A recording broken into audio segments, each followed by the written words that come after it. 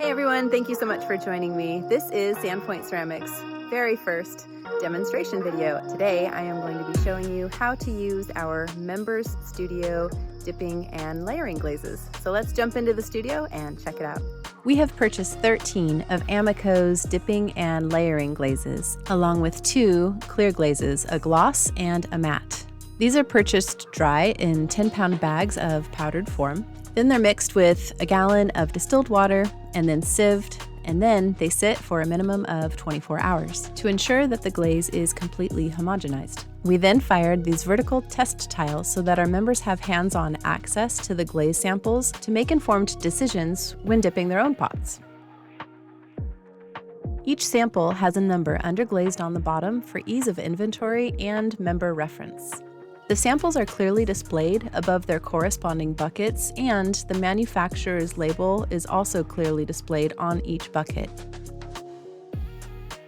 Before we jump into the dipping demonstration, let's take a moment and get to know our studio glazes. Keep in mind that all of these samples were dipped twice, and the upper half of each sample with the hanging hole represents where it was dipped twice, whereas the lower half toward the base represents where it was only dipped once.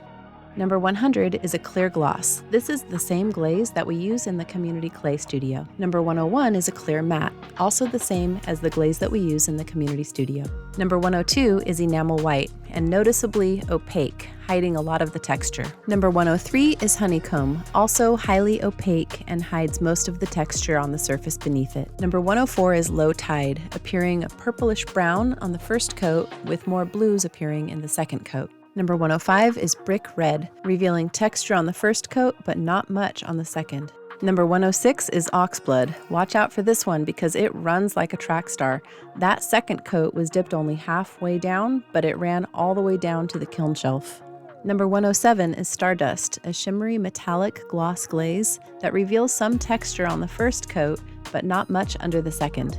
Number 108 is river moss, another Olympic runner, so keep this one inside your pots or only up high. Number 109 is coastline, a beautiful two-tone glaze that appears entirely different with a second coat. Number 110 is floating blue, another two-tone glaze that breaks on texture and appears different with a second coat. Number 111 is ultramarine, another glaze that breaks on texture and appears different with a second coat. Number 112 is storm cloud, also breaking on texture with the first coat and appearing almost black in the second coat. Number 113 is midnight blue. This glaze appears to cover most texture on both coats and brings in more grays and dark blues in the second coat. And our last glaze is number 114, ebony. The first coat does reveal some texture while the second coat appears much smoother with a high gloss finish. And now it's time for the dipping demonstration. As always, we give our pot a good rinse inside and out to remove any dust. Then we head over to the glaze table to apply wax resist to the bottom of the pot using the paintbrush that the studio provides. The wax resist serves as a barrier, preventing any glaze from adhering to the pot anywhere that the wax resist is applied. So be extra cautious not to accidentally drip any of the wax resist on your pot, because once that happens, the glaze will not stick there and you cannot remove the wax without burning it off.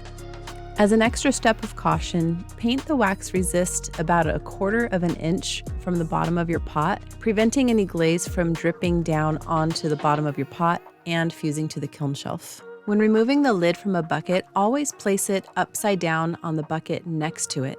Before dipping, the bucket of glaze needs to be stirred thoroughly. Each bucket has a stir stick inside that needs to remain with its corresponding bucket. Please be cautious never to put one stir stick inside of a different bucket because that will contaminate our glazes and change the results. When removing the stir stick, tap it vigorously on the side of the bucket and then place it on the upside down lid. If the glaze is too thick or chunky to stir with a stir stick, then use the electric mixer. If you'd like a demonstration on how to use the electric mixer and the battery pack, then let us know. Insert the paddle all the way into the glaze before turning the mixer on and keep it submerged in order to prevent splatter from going all over the room. Shake the last of the glaze off of the mixer and then walk it back over to the bucket of water where we keep the electric mixer. And please don't forget to remove the battery pack and plug it back into the charger so that it's ready for the next person to use. Our dipping tongs are located on the shelf above the sink and are useful for dipping glaze without leaving fingerprints. With a solid grip on our pot, it's time to start dipping. Either you dip the whole thing or maybe you just go to the rim. Leave the pot submerged for about 3 seconds before removing it. Then give it several good shakes to remove any last drips before placing it back on the glaze table.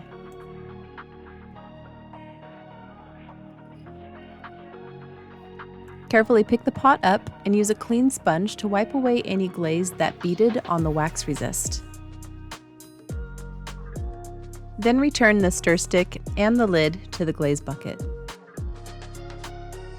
Repeat the mixing steps for all glazes that you use. If the stir stick is sufficient in mixing up the glaze, then the electric mixer isn't necessary. To glaze only the inside of your pot, use your assigned cup to scoop the glaze up and pour it into your pot. Then set your cup down on the upside-down lid so that we're not getting glaze all over the studio. Rotate the pot at an angle, encouraging the glaze to go all the way up to the rim and pour it out. I chose to dip the rim into the glaze about 1 inch so that the inside glaze color came down on the outside of the pot about 1 inch. Always give your pot several good shakes to prevent the glaze from running and dripping down the side, unless that's what you want. If you have unwanted drips, you can try wiping them off, but you might end up making more of a mess. You can touch up those problem areas just by reapplying some glaze with a paintbrush or with your finger. Blow dry and add more coats if needed. I chose to experiment a little by adding a second coat of a different color to the inside of this pot. This one also doesn't need the electric mixer because it was just mixed recently. If you feel it caking down in the bottom, chunky, you can kind of break it up with this a little bit and then just use the electric mixer to reintegrate it and make it all consistent. Be sure to always rinse the cup before dipping into another color because we don't want to contaminate the glazes. And clean that off so it doesn't stick and dribble.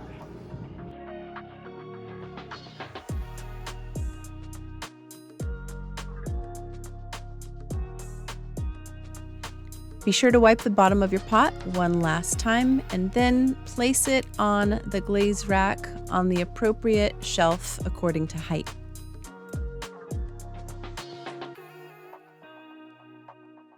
Be sure to wipe down all of the surfaces and areas where you may have dripped or sprayed glaze, including the glaze table, the buckets, the bucket shelves, the floor, and the sink area. Be sure to wash your tools and any of the shared studio tools and return them to where they belong. And do a final check to make sure that the lid of the wax resist is on tight, that every bucket lid has been returned to the correct bucket, and that the battery pack for the cordless mixer has been returned and is charging. And now it's your turn to go and create some glaze magic.